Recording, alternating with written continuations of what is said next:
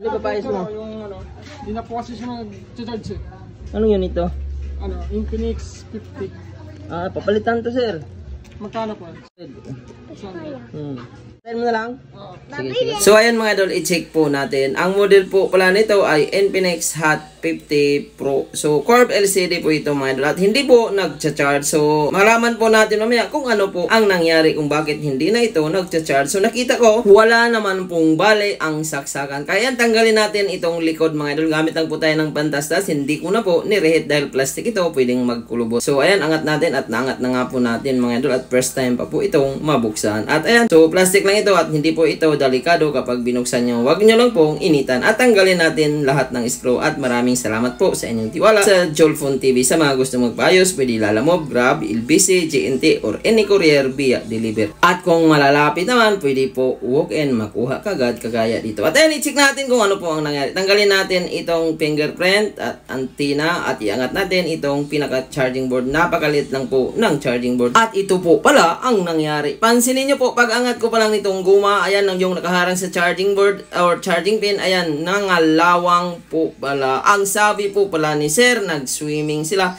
at napasukan ito ng tubig. At nung una, gumana naman daw at kinabukasan, hindi na gumana. Dahil nag-short na po yan mga idol, kinalawang na po ang pinaka-charging pin. Kaya ayan, ang gagawin po natin, papalitan natin ng bagong charging pin. So nag-apply po tayo ng Amtech Flux at 350, heat temperature magtanggal at magpalit ng bagong charging pin. So ayan, type C po ito mga idol. At ayan, nag-apply po pala ako dito ng tingga. So para madali kumapit ang pinaka-bagong charging pin na ilalapat natin mamaya. At ayan, pati po yung mga gilid-gilid mga idol, ayan, inabunuhan ko na ng tingga para paglapat mamaya ay napakatibay na po siya. At ayan, kitang-kita na po yung mga pa. At maghanap tayo ng bagong charging pin. So type C charging pin po ito. At napakarami pong paan nito. At ayan mga idol, nakahanap na nga po tayo. So marami po itong kaparehas mga idol. Infinix, Tecno, or Itel Mobile. Halos pare-parehas lang po ng charging pin basta type C. At ayan, para mas tumibay at madali kumapit ang charging pin na ipapalit natin, lagyan po natin ng tingga ang mga paa ng charging pin na type C. So ayan, kapag nalagyan mo na kasi ng tingga yan mga idol, ang paa niya ay madali po yan kakapit mamaya kahit hindi mo na siya hihinangan. Yun po yung the best technique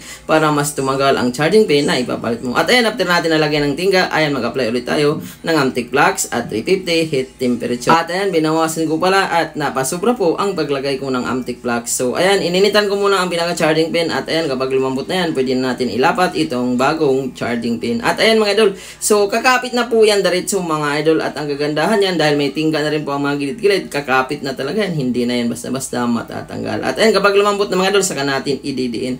At kakapit na yan mga paa mga idol dito sa pinaka-pin niya sa gitna. At ayan, kumapit na po mga idol. At antay natin, wag muna natin galawin para hindi magalaw-galaw or hindi tumabingi. At ayan, bitawan na po natin mga idol. At ayan, kumapit na po yan sa pinaka-charging board or yung mga paa dun sa charging pin. So linisan natin at dahil naubusan tayo ng thinner, ayan mga idol, punas-punas lang muna. At tingnan nyo mga idol, talagang nakakapit po siya at hindi na po siya kailangan pang hinangan. Ang technique po kasi doon, dahil nalagyan natin ng hinang ang mga paa kanina, kumapit na yun nung hinat air natin at hindi na talaga siya kailangan pang hinangan dahil sa pag hot air pa lang kumapit na siya. At ayan, ibalik natin itong antena at ibalik natin yung charging board at itesting natin kung gumana ba ang charging. At ayan mga idol, pansinin nyo, gumana na po kaagad ang pinaka-charging. Kanina wala po talaga siyang reaction kahit itesting mo ng maraming charger.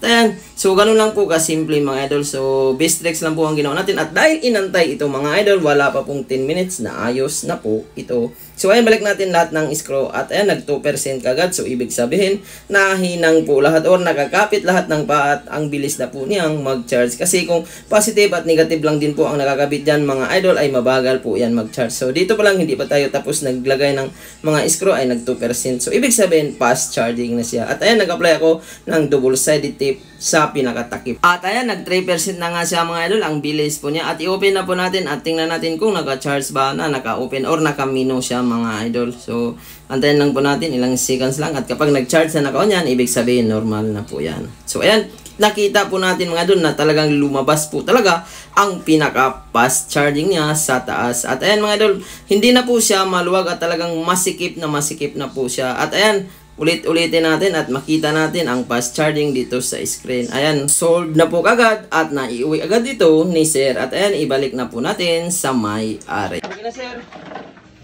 Ay, ito yung pinalitan natin. Okay na. Nabasa pala yan. Kalawang na yung ilalim. Kaya Opo, na basa po nahulog sa ano. Pero hindi naman po na ano. Saan nahulog sa tubig? Sa tubig po. Yan yung pinalitan na din. Nasunog na yan. Kalawang na ba?